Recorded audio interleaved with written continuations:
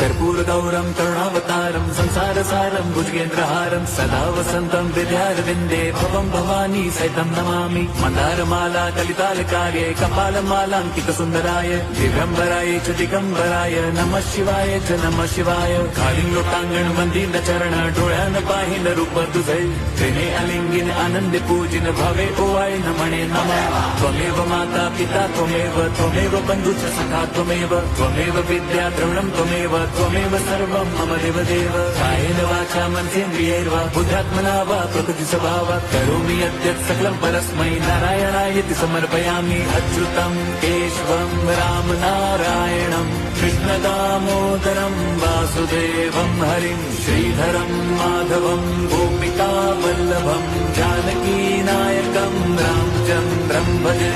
Hare Ram Ram Ram Hare Hare Hare Krishna Hare Krishna.